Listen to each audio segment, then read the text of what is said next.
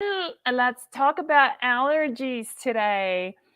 How many of you here are struggling with allergies, like in terms of, spring is coming and being outside is just painful? And you they're not, especially when it comes to pollen and, just going outside and sniffing and having headaches and feeling really fatigued and having to pop a lot of antihistamines and all that kind of good stuff. And so, I want to assure you that that is not normal and you can completely reverse it. And that's what I really want to talk about in this video, because there is also a connection between histamine release and your hormones, and specifically estrogen is really interesting. So let's talk about the 5 things that you can do, and it's totally preventable. That's the really cool thing about it. The other thing is I want to just mention, to kind of like give you a sense of reframe how not normal this is, that almost everybody has got allergies today. If you think about it, like for those of you who are in your mid 40s, 50s, 60s and above, how many kids in the class, like when you're at school, how many kids in class in your class had allergies, right? And I would say probably, I remember in my class, there were like maybe 1 or 2 that were severely allergic to stuff. And, in spring that they would just be hiding for a couple of months. Now it's kind of the other way around, where you ask the question, you go like, who doesn't have allergies, right, in class? I mean, I've asked a lot of my friends who have kids in school, and they say almost every kid they know of has got allergies, and there will be 1 or 2 kids who don't have allergies in school. And I feel like it's the same thing with adults. We kind of assume that it's normal to have a lot of allergies, and so let's talk about it, how to reverse it, because it's very doable. And I want to empower you with some information here today, what you can do in terms of diet, a couple of different supplements and herbs that can really make a very big difference. So now, before I dive into that, let me just also say, what's up with antihistamines, right? I mean, you can just pop an antihistamine and be done with it. So a couple of things. One is, many of you might realize that antihistamines are causing issues in terms of your mental function. So might be making you drowsy. So if you're working, if you're driving, if you're operating in a machinery, obviously that's not a great idea. Some people just don't like feeling drowsy. I certainly don't. The other thing is long-term usage of antihistamines. You might see, how many of you here have used antihistamines for a long time and then you realize that after a while they just don't work? And then the other thing is that they actually cause a big impact on the liver as well as the gut. And so there are studies that we have found, and it's all posted in our latest article on hormonesbalance.com, where we talk about the impact of antihistamines on as a potential causation for autoimmune conditions, which, because of the gut health, it can impact that. So that's a really huge, it's a really huge issue. And so, I believe that there is time and place for antihistamines. I've taken them in the past before when I was in a pinch, and, and I'm not saying don't take them ever, but if you're dependent on them as the only way of dealing with allergies, that's just not sustainable. And then you're probably following us because you're interested in natural ways of resolving your health issues and not just be popping another pill, right? So one of the things that was really interesting was when I was in private practice many years ago, one of the allergies were never my focus area. However, whenever I had women who work with us, women I was working with, they will say, spring comes, and this is like the first time. They will come back and say, this is the first time I'm actually not having to use antihistamines. I'm not like tearing up, and my nose is not blocked. I'm actually sleeping okay. I don't have these horrible headaches and fatigue. And I never really realized that, but it was because of the work that we have done related to hormones, right? Which is so foundational that I always say that the pyramid, the food is at the bottom, right? And then once you fix the foundation of the pyramid, everything else kind of falls into place. So one of the big things that I always used to do with my private clients, as much as I encourage you to embark on the journey, is to start with the elimination diet. And what's the big deal about that? The elimination diet excludes foods that are highly inflammatory, so such as gluten, dairy, soy, corn, eggs, and whatever other foods your body is rejecting. So honor that, even though, let's say, banana could be a pretty nice food. If you're having an allergic reaction to bananas, then it is a form of food intolerance. Your body's telling you something, so avoid that food as well. By doing the elimination diet for a minimum of 28 days, you will see that in terms of like how much just the overall inflammation and how much it impacts your overall immune system and immune response, it will go down tremendously. One of my very dear colleagues and one of my closest friends, Yasmina Yekelstam, who unfortunately passed away, was really the person who put histamine on the map and made a lot of women realize how much of their symptoms and conditions are actually related to histamine. So having allergic reaction is actually histamine reaction. And I want you to visualize that one thing, because I've learned that from her, and I think it's a super helpful analogy. So imagine if you have a bucket of water, right? And when the bucket is full, that one additional drop or another half a cup that you're adding on to that bucket is going to spill out because it's overfilling.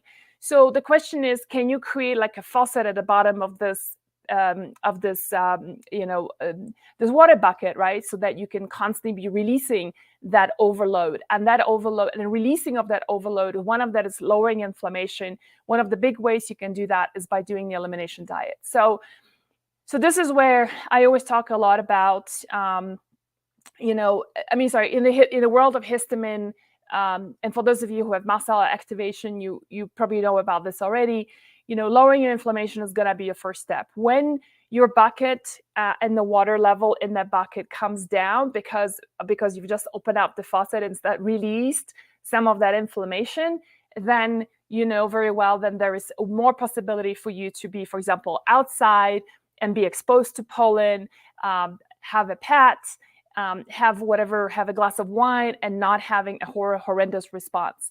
So it's not to say that histamine is a bad thing. Histamine is a neurotransmitter that's highly stimulatory, excitatory, so it kind of gets you excited. Problem is that, like with everything with hormones, you don't want to have too much or too little of anything. It's all about balance, right? That's why my whole company is called Hormone Balance.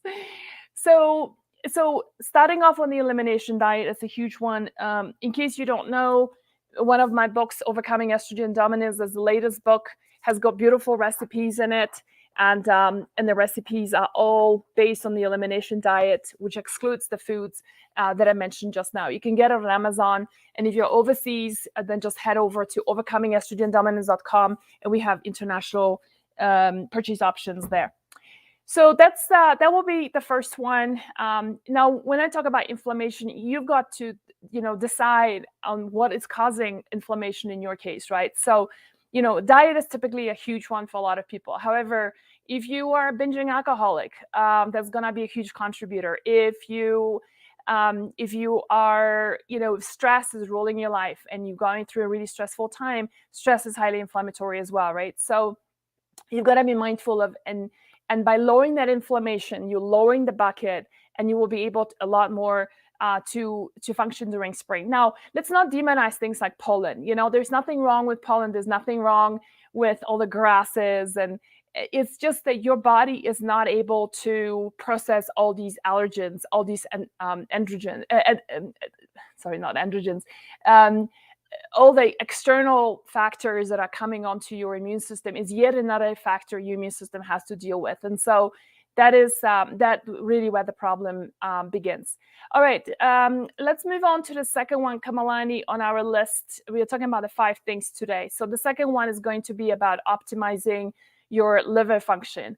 One of the big things that you can do so is to, by the way, by doing the elimination diet, you're also supporting your liver, so that okay, that's just one thing. Why? Is because, remember that everything from your digestion actually impacts the liver as well. There is a connection between your small intestine and the liver, and so the less inflammatory responses you're sending down the liver, the better the liver is able to function. So now, however, the other thing is that liver loves bitters. So what can you do? Or let me ask you guys, like, what are some of the things you guys are doing to bring in bitters into your life?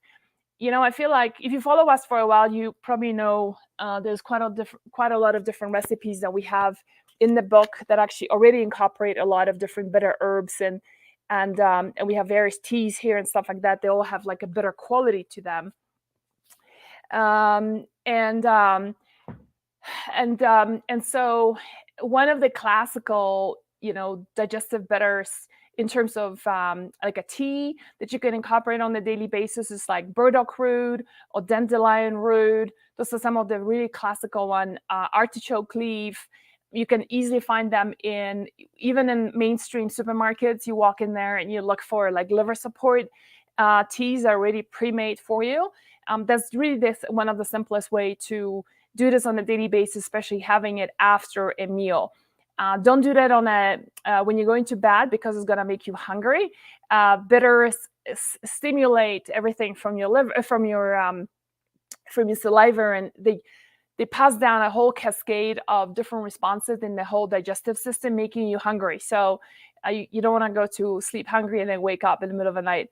So one of the other things you could do is incorporate digestive bitters, and it's right behind me here. So we formulated digestive bitters in Wellena. That's in our store, wellena.com. You can find it there, where the difference between them is this one is before a meal that you take, so that tends to be a little bit more bitter to really stimulate your digestion, and that sends a signal to the liver as well to do a lot of the different functions, including binding up of toxins, and that will again reduce the inflammatory response in the body, and the cytokines are gonna be able to do the work better. And there's another one which is after, and the after also has a number of different bitters. It's got a little bit sweeter quality to it, and because we want you to feel like you've just had a little dessert after a meal. So the way we've packaged it is that it's a squirt. So you squirt that into your mouth. Let me show you. Oh, I locked it. I can already begin to feel like my saliva while I'm like salivating right now, right? So that's what I can feel here, and there's gonna be a whole cascade of things happening going down. So it's pretty cool. And burdock and dandelion are part of that. We've got a lot more bitter herbs in here that actually also help with the immune system, bringing down the inflammation, are calming, and so a whole cascade of different things. And they taste really, really good. Somebody's asking about Swedish bitters. I absolutely love Swedish bitters as well. If you can tolerate them, you can do them. Do them. I'm a big fan of doing them, especially before a meal. So yes, and the reason why we formulated our bitters was because not everybody wants to do Swedish bitters. They're just pretty intense. All right, let's move on to our third option for you to lower inflammation, and is to really add more natural antihistamines. So there's a couple of compounds, and there's two that I want to talk to you guys about today. One is quercetin, which is a polyphenol, and it's in a family of polyphenols, a flavonoid. And the saying, having an apple a day will keep the doctor away. Yeah. So this actually comes from the fact that apples are very high in quercetin.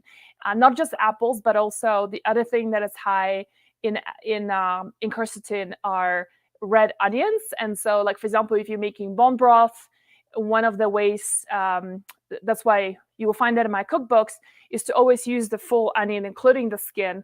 And then when you put that into a bone broth, and it doesn't really matter because you're not going to be eating the onion anyway, so the skin can be there. But that's the highest concentration of quercetin, and then it gets imparted into the bone broth. And so you get a much richer quercetin-containing bone broth that way. The other one that is a natural antihistamine is nettles. So nettles have this incredible ability of lowering inflammation, relieve pain. So let me give you an example. Many of you know, I've been talking a lot about Poland recently because of the whole Ukraine thing, and many of you have been asking how to support. So thank you for that. Last week I shared the different places you can support Ukraine and Poland right now. But anyway, one of the traditions in Poland is, I still remember that as a kid, it was that if somebody had rheumatism, like rheumatoid pain, right, in their joints and basically joints around the body, they will go to this old woman's village hut, lie down on a bench, and there will be like these 2 or 4 women in that village just smashing them, beating them with these bunches of nettles, right? And yeah, stinging nettles. I mean, that thing stings like hell. After a while, it doesn't hurt anymore. But it gives you an idea of, I mean, and people swore by it. I mean, people who are so like this, right, and in pain, will walk out there and their inflammation will go down and they would feel a little bit better. So this is some of the things that you can really do that are super simple. Nettles are not in season yet. If you're in North America or in Europe, nettles will start coming up sometime in May. So they're edible, and make sure you eat them before they go into seed, because otherwise you're going to hurt yourself. So you don't want to do nettles when they go into seed. So there's no fresh nettles right now. However, you can easily get dried nettles in a form of make it a tea infusion, which is really awesome. It's a very tasty, lovely tea. It doesn't taste like anything weird, and it's something you can drink. It's not stimulating, so you can drink that throughout the day. When nettles do come to season and you see them, either you are able to identify, and they're really easy to identify, or you find them in farmers markets sometime. Don't be afraid to try them. They taste actually really good. They're pretty intense in terms of they're very, like, you can taste the chlorophyll in them and the health, and just how healthily rich they are. And you can cook them exactly the same way you would cook spinach. Okay, it's just really as simple as that. And I will typically make them, like, saute them with a bit of olive oil and salt and pepper, and then just maybe a little bit of garlic and onions. Just really keeping it super simple. It doesn't have to be complicated. They are really that tasty. I'll sometimes roast a little bit of nuts, like pine nuts, and put them on top. Now, if you want something like speedy, we actually have a supplement. Oops, I brought the wrong bottle. Oopsies, whoopsie. And my assistants, I have 3 assistants here, dogs that are completely useless, so nobody can bring it for me. Anyway, we have something that looks like this. It's called Quercetin Nettles. I picked up the wrong bottle. This is our adrenal TLC. Sorry about that. Anyway, it's on our website. If you just go to, I think we have a big banner on our wellena.com website right now about Quercetin Nettles. And so that's a really wonderful combination, 600 milligrams of each. I have found a study from Bulgaria that actually showed how quercetin and nettles working together, they are both antihistamines. They just support each other and create this like a real synergistic benefit for the patient. And that's really quite fascinating because, in herbalism, we always call it, in traditional herbalism also, it's called 1 + 1 = 5, right? So it's like, put one herb together with another herb. It's not just 2 herbs. It's actually, the power of it is almost like this explosive. The result is 5. It's so wonderful to look at it this way. So yeah, so quercetin nettles as a supplement, that's something you can consider as well while we're waiting for nettles to come up. In the meantime, don't shy away from quercetin-rich foods, such as apples, red onions, so the Spanish, also known as Spanish onions, nettle tea. Those are some of the really great ones to incorporate as natural antihistamines. All right, let's move on to number 4. It's kind of connected to the first point I already talked about, which is removing inflammatory foods. And so, hey, you guys, so, the bucket that I was talking about, your bucket is full, and that's why right? So it's full of water, it's full of histamine. When you overflow, this is when you start getting rashes, anxiety. When you do this, right, one of the ways of knowing you're having histamine reaction is when you scratch yourself, and instead of having a red line just for a couple of minutes, it stays there for like the next 20 minutes. You're sneezing a lot, and you are having anxiety attack, panic attacks, headaches. The list is so long with histamine stuff. But anyway, one of the ways that you can really reduce that so-called bucket, right, and reduce your inflammation is by just really staying away from no-nonsense things. The things that are super inflammatory will always be alcohol. Sugar is incredibly inflammatory. Alcohol is high in histamine on top of that, right? So double whammy. For those of you who already know you're struggling with histamine, I hope you know to stay away from fermented foods, even though everybody is telling you that fermented foods are really wonderful and really healthy. Well, they are, but you've got to resolve your histamine first before you can start adding them in. So that's definitely one way moving forward. One other thing I want to mention just about the connection between histamine and estrogen dominance. Let's talk a little bit about that. What's interesting is that high histamine, so when you're having like allergic reaction, for example, to pollens that are now coming in as the spring, settles in, you notice that a lot of women who are who have problems with allergies also tend to be estrogen dominant. And so there's a connection between those two. And the reason that happens is that high histamine will overstimulate the receptors, estrogen receptors. And so you're receiving a lot more estrogen. On the other hand, when somebody is estrogen dominant, estrogen is also provokes a higher histamine response. And so these two kind of feed each other. Where do you start? Well, that's the thing I love about, I think this approach of for starting off with the elimination diet and bringing in those antihistamines together is because that way you're just addressing both. You're addressing estrogen dominance and you're addressing histamine at the same time, so they don't go into this crazy pattern of feeding each other, because that's exactly what is happening. Let's see. And then the fifth one we have here for you today is using an air filter. So some people suffer even at home and have found that having an air filter can be super beneficial. We're going to have share with you next week a promotion that we've just we managed to get some discounts for you guys from Air Doctor. That's my favorite air purifier. And that can really help you with a lot of different allergies when you're at home. That's not going to help you when you're outside. When you're outside is you do the other four things that I mentioned just now. If you're inside and you're still struggling, then having an air purifier can really be helpful. Okay, so Kamalani, why don't you put up some questions on, and then I will we'll get to them. So Melissa is saying, my husband has allergies all year, wondering if mold related or just a backed up liver. Yeah, so Melissa, that's a good question. It could be either one or the other, right? I think you already know the answer to that.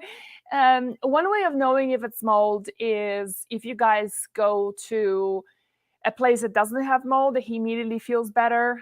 That's the one way of immediately knowing. Okay, and that's when I was in private practice, one of the questions that I had on the questionnaire was, do you feel better when you go on vacation or when you change your regular venue? If the answer was yes, then definitely mold was a consideration. I'm gonna have a sip of my green matcha tea while I'm talking to you guys. Cheryl is asking, what if I don't have estrogen dominance? So that's okay. I mean, but the question is, do you have allergies? And if you have allergies, then everything that I mentioned just now is going to be very helpful for you to implement.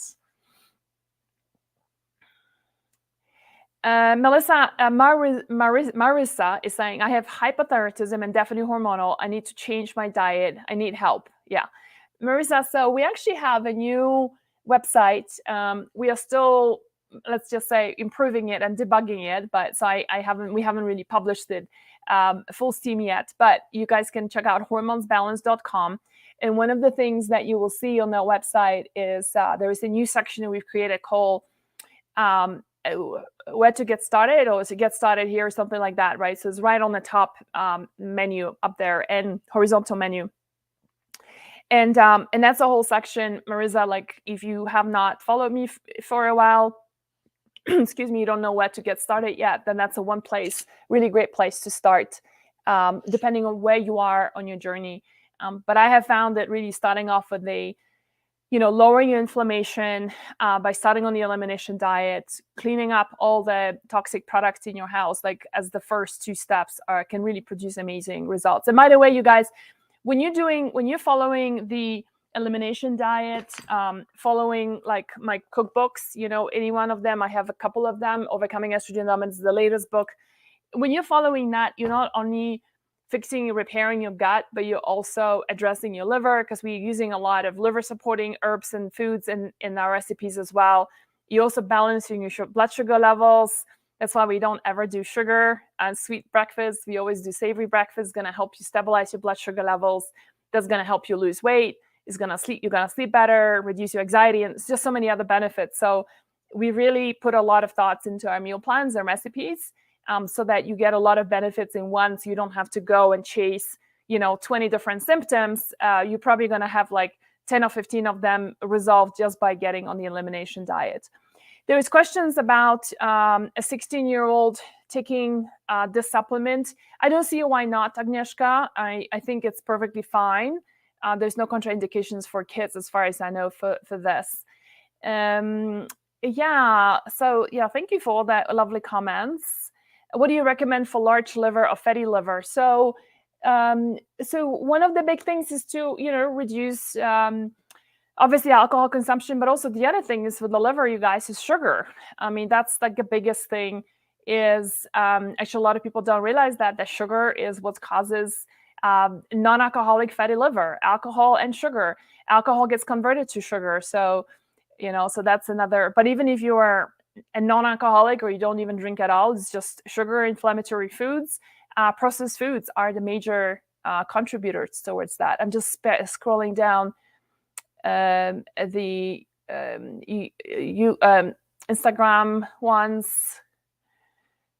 Why don't doctors tell you this before prescribing antihistamines? Yeah, I mean, that's a whole discussion, why? Because that's what they've been told in school, Yeah, so I talked about Swedish bitters. That's a really great one. So somebody's saying, I probably text my liver and got even more, regret it so much now. So don't regret anything. We do the best we know at a time we do it, right? And sometimes I think there is also, a time and place for stress. I think the upside of stress, is that we experience humongous growth during times of stress, whether it's grief, whether it's related to work, to a relationship, going through stress. Like if you reflect on something really stressful that happened in your life, stressful time you went through, then when you reflect on it a couple, 2-3 years later, and maybe even a decade later, you think like, this was a profoundly important time to really grow, right? So think of it this way. The beautiful thing is that the body has an ability to heal itself. And so use this opportunity to learn from us and implement these simple things that I'm teaching you here. Do the bitters expire? Actually, no, they don't. So they have, we done it in a concentrate, or there's a bit of water in them, but there's also glycerin and alcohol in proportions are such that they can easily last for 2 years.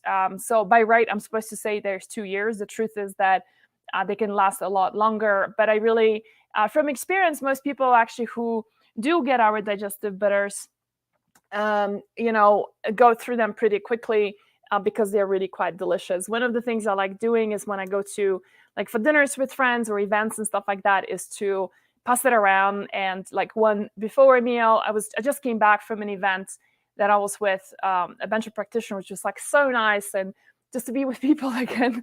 And so I brought the bitters and I passed them around, and everybody was like, oh my God. At first, a lot of people said, no, thank you. Even health practitioners, because they were like, they thought that they were going to be disgusting. And then, somebody will say, oh my God, they're so good. And then everybody will try them. And so I know some of it is probably because they were trying to be polite and nice to me. But I actually do know that they taste really good. Oops, I locked it again. So for squirts is like a full dropper. I didn't want to do a dropper because I didn't want you to be like doing this. And a lot of people actually have neck pain. So a little insight, we decided to do a little squirt. So you just squirt quick, and then into your mouth, and that's your full dose. But you can do less than that if you wanted to. Okay, I think we should be good for now. Thank you so much for. Oh, let me just do one more question. With SIBO diet, with fatty liver, and taking meds as morphine, What can I discard as a toxic disruptor? Yeah, I don't think I can answer that. I mean, it all depends. I mean, you can sit down with a naturopath and kind of devise that plan. Yeah. Okay. Let's see. Are we good? Are we good, Kamalani? Are we having any other questions?